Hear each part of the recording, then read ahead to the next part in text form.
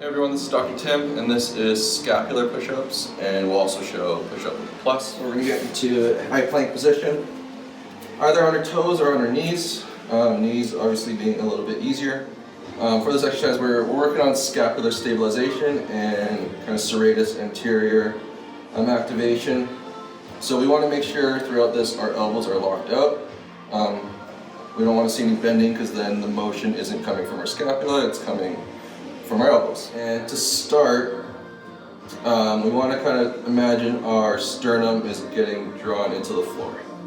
And then all we do is push the floor away from us. So drop your chest down and then push all the way up, keeping your elbows locked the entire time. If you want to add this with a push-up, very simple.